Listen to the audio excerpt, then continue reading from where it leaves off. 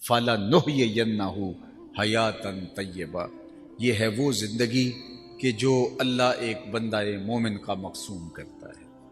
لوگوں نے سمجھا کہ اس کا وجود ہی مٹ گیا ہے، اس کے اجزاء بکھر گئے ہیں، اب اس کا نشان نہیں بچا، لیکن جو اپنی زندگی میں سفر ارتقاء پہ گامزن رہتے ہیں تو وہ کبھی مرا نہیں کرتے۔ ربعی بن حراش ساری زندگی ہنسے نہیں، فرماتے تھے کیا خبر میرا انجام کیا ہو۔ جلیل القدر تابعی ہیں، امام سیوطی نے لکھا، الروض الانف کے اندر امام سہیلی نے لکھا، حضرت قاضی ایاز مالکی اندلسی علیہ رحمہ نے شفا میں لکھا، اور اسی کو ابو نعیم الاصفہانی علیہ رحمہ جو 4 صدی کے مجدد بھی ہیں اور محدث بھی، انہوں نے بھی حلیہ میں لکھا کہ وہ ساری زندگی نہیں مسکرائے۔ وہ فرماتے تھے کیا خبر میرا انجام کیا ہوگا۔ خیر موت تو آنی تھی۔ ایک دن جب پیغام اجل آیا اور وہ آغوش موت میں اتر گئے تو ان کے بھائی کا نام تھا ربیع بن حراش، تو وہ غسال کو بلا لایا، کہا میرے بھائی کا انتقال ہو گیا ہے تو تم اسے ذرا غسل دو۔ تو غسال جب غسل دینے کے لیے داخل ہوا تو فوراً باہر پلٹ آیا، کہا اتنی جلدی؟ کہا یار تیرا بھائی بڑا عجیب ہے۔ کہا کیا ہوا؟ کہا نحنو نغتسلہ وہو یتبسم، ہم اسے غسل دیتے ہیں وہ آگے سے مسکراتا ہے۔ اللہ اکبر، نشان مرد مومن بات گوئم، چوں مرگ آئے تبسم بر لب اوست۔ اقبال نے کہا آ تجھے اللہ کے بندے کی نشانی بتاؤں، جب موت آتی ہے تو اس کے چہرے پہ مسکراہٹ ہوتی ہے۔ اللہ اکبر، چونکہ اس نے کامیاب زندگی گزاری ہے اور یہ لمحہ اس کے لیے خوشخبری ہے۔ تحفۃ المومن الموت کا یہ عملی ظہور ہے۔ اوروں کے لیے تو موت بھیانک ہوتی ہے، لیکن جنہوں نے اپنی زندگی اللہ کے نام وقف کر دی، اس کے نام لگا دی، تو پھر یہ موت ان کے لیے ایک بھیانک منظرنامہ نہیں ہے بلکہ یہ تحفہ بن جاتی ہے۔ حضرت ابراہیم علیہ السلام کی خدمت میں اسرائیل حاضر ہوئے قبض روح کے لیے، تو پوچھا کدھر آئے ہو؟ کہا قبض روح کے لیے۔ کہا عجیب بات ہے، رب مجھے اپنا خلیل بھی کہتا ہے اور تجھے قبض روح کے لیے بھیج دیا، کبھی ایسا بھی ہوا ہے کوئی یار بھی یار کی موت چاہے؟ وہ مجھے خلیل کہتا ہے اور تجھے قبض روح کے لیے بھیجا، کوئی یار بھی یار کی موت چاہتا ہے؟ کہا میں تو حکم کا پابند ہوں، جا کے بارگاہ عزتی میں عرض کر دیتا ہوں۔ جبریل حاضر ہوئے، کہا مالک تیرے خلیل کے پاس گیا تھا، یہ پیغام ہے تیرے نام۔ تو کہا میرے خلیل کے پاس پھر جاؤ، میرا سلام دو اور کہنا کہ کبھی ایسا بھی ہوا ہے کوئی یار یار کو بلائے اور وہ ملنے بھی نہ آئے؟ تو روح بے چین ہوگی، کہا دیر نہ کر، ابھی قبض کر دے۔ تو پھر موت بھیانک نہیں ہوتی، موت تحفہ بن جاتی ہے۔ اور شیخ سعدی شیرازی نے تو یہاں کمال کر دی، کہا جب دنیا پہ تو آیا تھا تو تو روتا تھا، یہ ہنستے تھے۔ زندگی ایسے گزار کہ تو ہنستا ہوا جائے، یہ روتے رہ جائے۔ یہ نہیں کہ روتا آیا تھا روتا ہی چلا جائے۔ جب بچہ پیدا ہوتا ہے تو پیدا ہوتے ہی جو اس کا چیخنا ہے، اس کا رونا ہے، یہ اس کی زندگی پہ دلالت ہے کہ یہ زندہ پیدا ہوا ہے۔ جب تک بچہ روتا نہیں ہے، چیختا نہیں ہے، ماں باپ پریشان ہوتے ہیں، پتہ نہیں گوشت کا لتھڑا زندہ ہے یا مردہ ہے، تو اس کا رونا جس کو عربی میں استحلال کہتے ہیں، وما اہل بہ لغیر اللہ، یہ بھی یہی سے نکلا ہے۔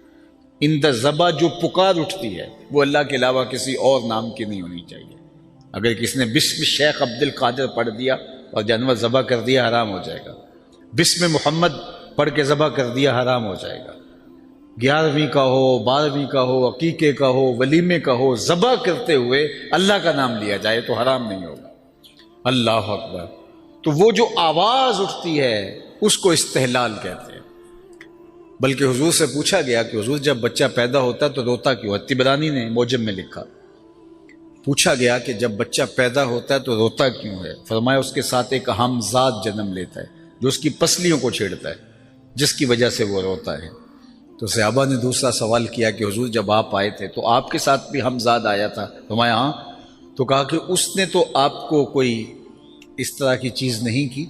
تو فرمایا اس نے کیا چھیڑنا تھا، اس کی نظر میرے چہرے پہ پڑ گئی۔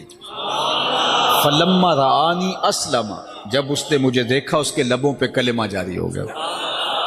جواہر البہار،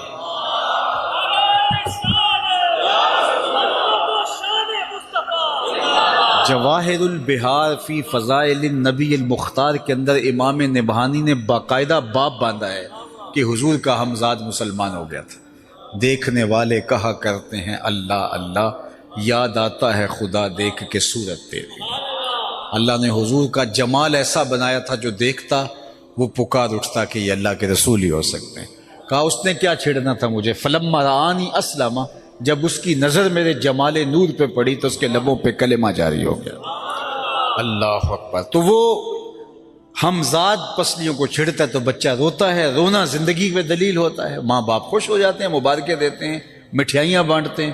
شیخ بولے جب تو آیا تھا تو روتا تھا اور یہ ہنستے تھے، ایسے زندگی گزارنی ہے کہ تو ہنستا ہوا جائے اور یہ روتے رہ جائے۔ اللہ اکبر۔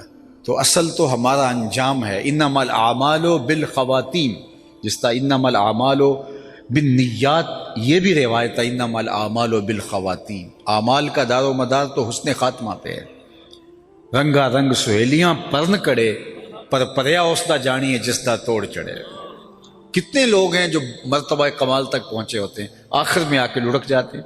آج ہم اپنی آنکھوں سے نہیں دیکھ رہے، کتنے لوگ ہوتے ہیں لیکن ان کا انجام دیکھو کتنا عجیب ہو جاتا ہے۔ بلعم بن بورا کی مثال ہمارے سامنے موجود ہے۔